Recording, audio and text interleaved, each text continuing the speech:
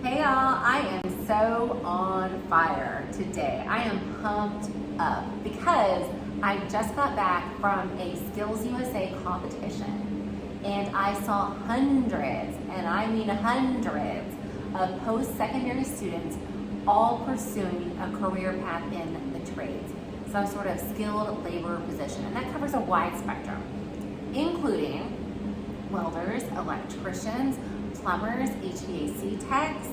Yes, I am so excited because they were bright-eyed, like young adults, your traditional college kids, and they were also non-traditional, people later in life who are looking at the next step in their career, and a bunch of active military and veterans who are awesome facility management candidates. And we got to share about facilities management as a viable and attractive career path. And by the way, none of them had heard of facility management before that competition. No idea, which was amazing to me. But they were so interested because they got to learn that they could spend time honing in on their skill or their trade, and potentially if they wanted to become a supervisor, and that could be eventually into a facility management position, and that has all these different facets of leadership and management, crisis management, building, operations, maintenance, troubleshooting, finance, and all these different facets that really you could see their eyes just like light up because they didn't know about this. And once you start talking about the benefits and the stability and just the need that our industry has right now, I've been talking about the aging workforce crisis for a decade. And I know there are people watching this that have also been talking about it for the decade prior and the decade prior to that. And all it means is that there are more people leaving our workforce than entering our workforce in facilities management. And there are other industries like this too. I know everyone's struggling with hiring and staffing right now. I get it. The Great Recession, we hear about that. People are looking for different aspects of work-life balance, and a lot of them are looking for remote work opportunities or just different, maybe a more stable environment.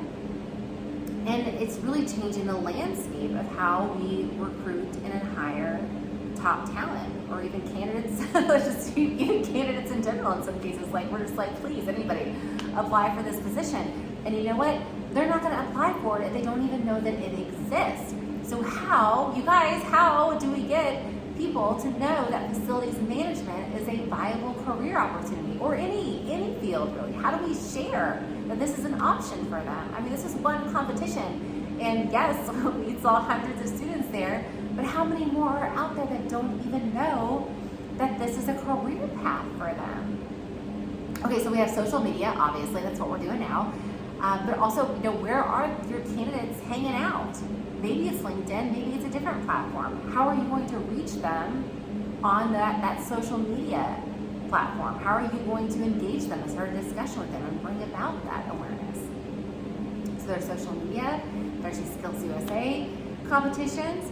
I remember talking to David Trask a few months ago when he presented to our ASHI affiliated chapter in Arkansas at one of our conferences, and he was sharing about his success stories and recruiting talent to facilities management. And so he brought up, of course, military and veteran affairs and partnering with them and trying to create that pipeline, as well as partnering with trade schools, like your local trade schools, and creating sort of a community pipeline and apprenticeship program.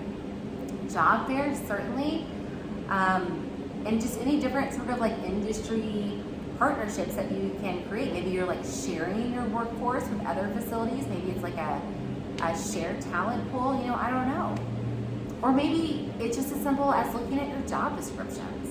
Are you unintentionally excluding talent from applying to your open positions because you have 3 years minimum experience for a painter, and really you could hire someone off the street and train them up on that position?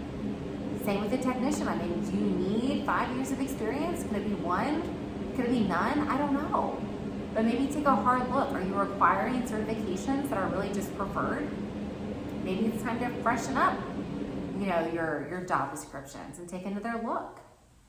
And then, I've got one more idea to throw at you, and you can boomerang it back at me or take it around with it. But okay, imagine this.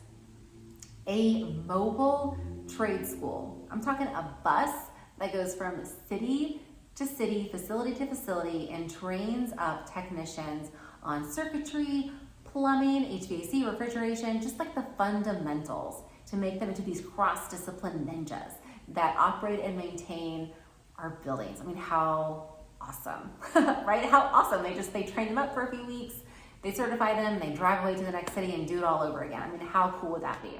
And maybe someone is doing this and I just don't know about it yet. Or maybe you love the idea and you want to partner with me, like hit me up, let's talk. Or maybe you want to take it and run with it, and that's totally fine.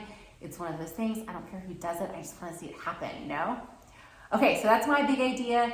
If you have other ideas or if you have success stories, what's working for you, let's talk about it. Like, how are you getting talent into our industry? How are you sharing the news that this is a viable and attractive career option? I want to hear from you. So please share your ideas, your comments, your stories, all of it. Drop it down below. Thanks, y'all.